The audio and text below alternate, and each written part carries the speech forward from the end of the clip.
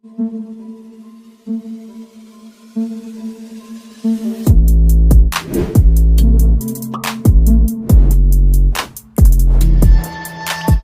दोस्तों, scary story official में आप सबका स्वागत है। आज की कहानी की तरफ बढ़ने से पहले चैनल को सब्सक्राइब कर लीजिए और अगर कहानी अच्छी लगती है तो प्लीज़ लाइक एंड कमेंट करना मत भूलिएगा। दोस्तों, आज की कहानी बहुत ही ज़्यादा डरावनी है तो ध्यान से सुनिएगा।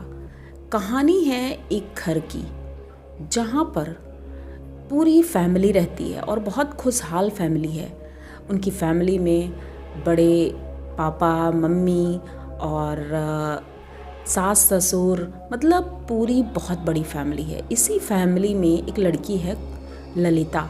ललिता बहुत ही ज़्यादा खूबसूरत थी और पूरे घर की लाडली थी। इतने बड़े परिवार में ललिता इकलौती लड़की थी। बाकी तो सबके लड़के थे, चाचा के, ताऊ के, लेकिन लड़कियां नहीं थी। लड़कियों में सिर्फ ललिता थी, इसलिए सबसे ज़्यादा प्यारी थी। ललिता स्कूल जाना शुरू करती है और घर के सभी लोग बहुत खुश थे। धीरे धीरे वो बड़ी होने लगती है। अब घर के लोग और भी ज़्यादा एक्साइटेड थे कि ललिता को हम पढ़ा लिखा कर कुछ बनाएंगे, क्योंकि गांव में तो ये सुना जाता है कि लड़कियों को बाहर पढ़ने नहीं भेजेंगे, लेकिन हम अपनी ललिता को आगे पढ़ाएंगे, लिखाएंगे और कुछ जो ये बनना चाहेगी बनाएंगे। अब ये कॉलेज में पहुंच गई थी, लेकिन जब ये हाई स्कूल इंटर में थी तभी ललिता को एक दोस्त मिलता है। उसका नाम था कमल किशोर। कमल किशोर देखने में बहुत ही ज़्यादा हैंडसम था और पढ़ाई में तो बहुत ही ज़्यादा स्मार्ट, मतलब कि क्लास में हमेशा टॉप करता था। और ललिता को ये चीज़ बहुत पसंद आती थी क्योंकि ललिता लड़कियों में हमेशा टॉप करती थी। ये बात घर वालों को पता नहीं थी, लेकिन ललिता और कमल किशोर, ये दोनों की दोस्ती धीरे धीरे बढ़ती गई। अब कॉलेज में पहुंच गए थे तो एक ही कॉलेज में दोनों ने एडमिशन लिया और आगे की पढ़ाई जारी रखी।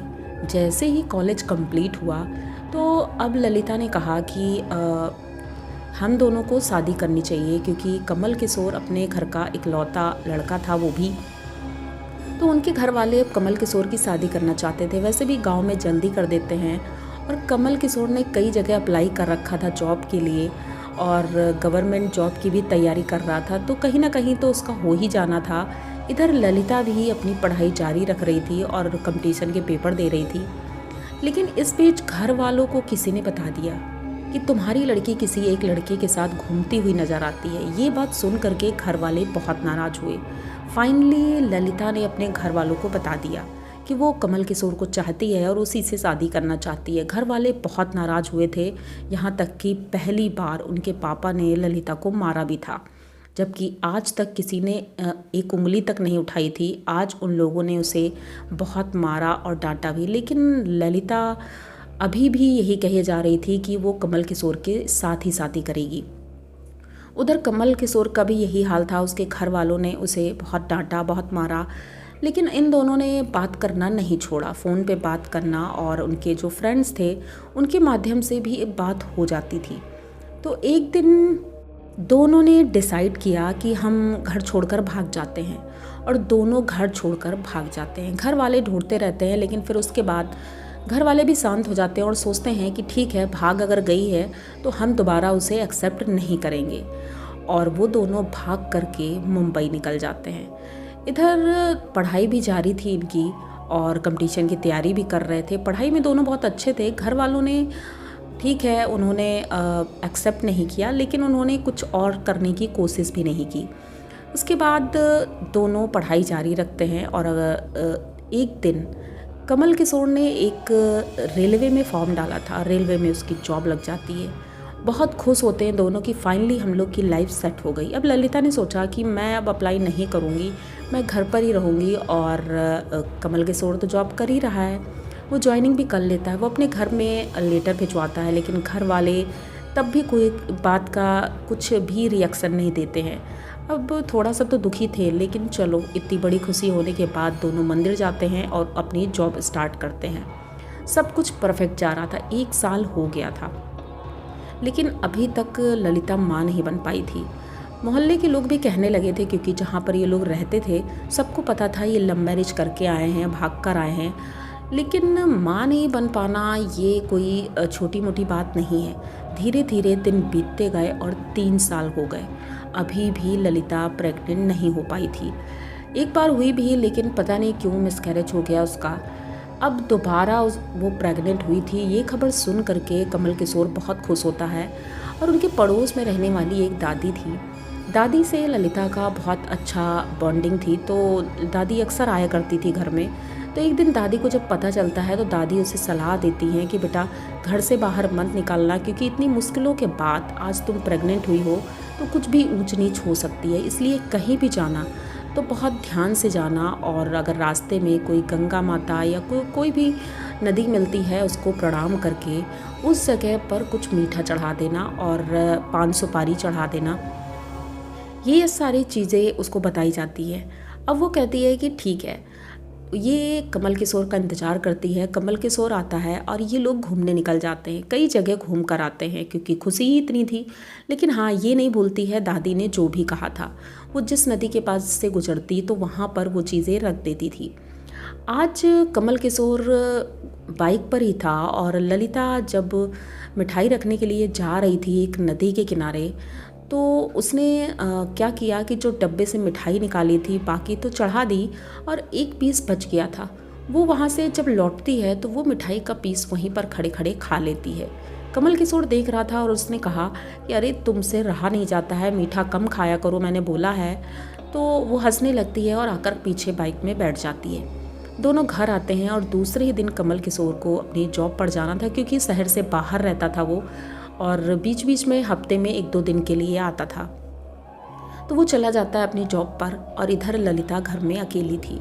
बगल वाली दादी थी जो हेल्प के लिए खैर आ जाती थी, लेकिन ललिता अब पता नहीं क्यों जब से वो मिठाई खाकर आई थी उसका रवैया ही अलग हो गया था।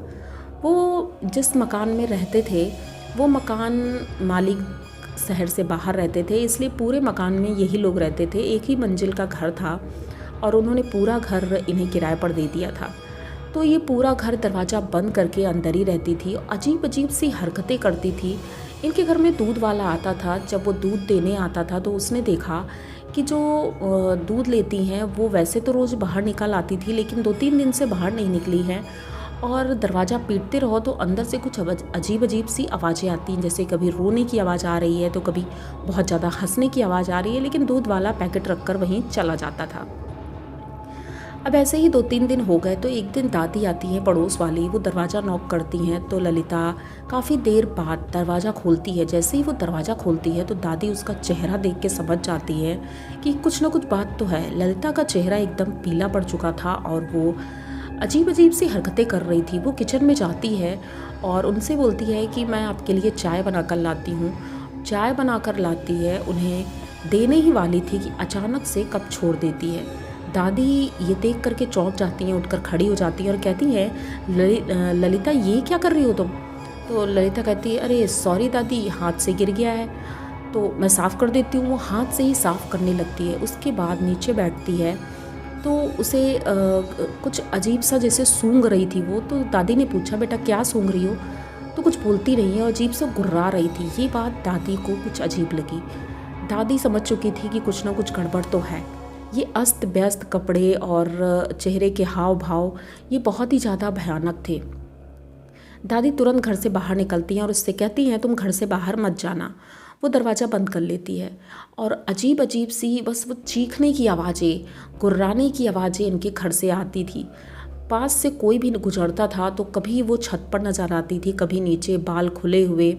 और 3 दिन हो गए थे, इसकी हालत अभी भी वैसी की वैसी ही थी। खाना तक इसने बनाया नहीं था।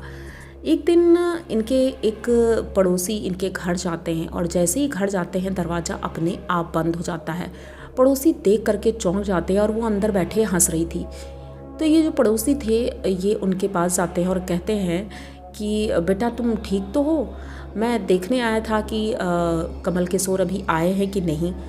तो वो कहती अभी नहीं आया है वो, और जब आएगा तो आपको ज़रूर मिलने आएगा, आप जा सकते हो यहाँ से। अब वो चलने लगता है लेकिन दरवाज़ा बंद था। तो वो कहते हैं कि बेटा दरवाज़ा बंद है, इसे खोल दो। वो हंसने लगती है बहुत ज़ोर से और तभी अचानक से बल्कि वो अपने रूम में बैठी थी, किसी ने उसके पैर पकड़े और खींच करके दीवार में पटक देते हैं। वहीं पर उनकी मौत हो जाती है। अब ये वाक़या पहली बार किसी के साथ हुआ था। उनकी मौत तो हो जाती है, लेकिन जिनके घर से वो आए थे उनके घर वाले परेशान होते हैं, आखिर वो कहाँ चले गए, दोपहर के वक्त निकले थे, अब तो रात होने को है। तो ललिता के घर आते हैं, दरवाज़ा नॉक करते हैं तो दरवाज़ा खुला ही था। अंदर आते हैं तो देखते हैं उनकी लाश पड़ी है। घर में खून ही खून था, क्योंकि सर पे चोट लगी थी तो खून बहा था, और ललिता अपने रूम में बैठे बैठे हंस रही थी। वो लोग आते हैं, इसे लेकर जाते हैं, लेकिन किसी को कुछ समझ नहीं आ रहा था। पुलिस आती है, बॉडी ले जाती है, लेकिन ना ही ललिता के कोई हाथों के निशान थे, ना ही कोई ऐसा सबूत मिला कि ललिता ने उसे मारा है। तो ललिता बच जाती है। अब उनके पति की इस बार डबल ड्यूटी लगी थी, इसलिए वो जल्दी नहीं आ सके, इस हफ्ते आ ही नहीं सके, और जब फ़ोन किया जाता है तो फ़ोन भी नहीं लगा।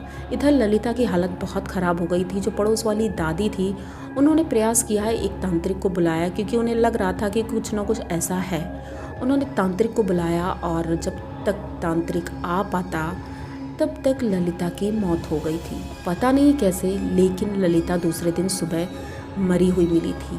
अब जैसे ही वो मर गई तब उसका पति आया, क्योंकि उसे जल्दी छुट्टी नहीं मिली थी, और जब वो आया तब तक ललिता मर चुकी थी। ये देख करके कमल किशोर बहुत ज़्यादा रोता है, क्योंकि उसने लव मैरिज शादी की थी और वो ललिता को बहुत खुश रखता था।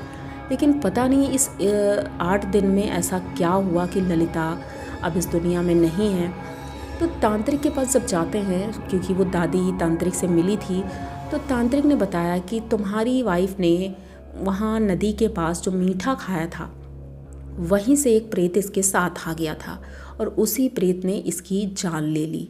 अब ये सुनकर के कमल किशोर बहुत ही ज़्यादा दुखी होता है कि क्यों ऐसा हुआ और मैं यहाँ क्यों नहीं था। कमल किशोर तो अपनी ड्यूटी पर चला जाता है, उसके बाद अपने घर जाता है, अपने घर वालों को भी बताता है। घर वाले भी दुखी थे, क्योंकि वो नहीं चाहते थे कि उसका बेटा दुखी रहे। तो अब जब ललिता के घर वालों को भी पता चलता है तो वो तो बहुत ही ज़्यादा दुखी थे, इकलौती लड़की थी। लेकिन कहीं ना कहीं उन्होंने संतोष किया था कि चलो ठीक है, शादी कर ली है, कोई बात नहीं, लेकिन ठीक रहे, स्वस्थ रहे। वो लोग भी बहुत ज़्यादा परेशान थे। लेकिन जिस घर में ये लोग रहते थे, कहते हैं आज भी उस घर में रोने और चिल्लाने की आवाज़ें आती हैं। पड़ोसी बताते हैं कि उस घर के आसपास से गुजरना बहुत ही मुश्किल है, क्योंकि शाम के वक्त जब भी निकलो तो वो छत पर टहलती हुई दिखाई देती है, बाल बड़े बड़े सफ़ेद कपड़ों में, और बड़ी अजीब अजीब सी हरकतें वो करती है।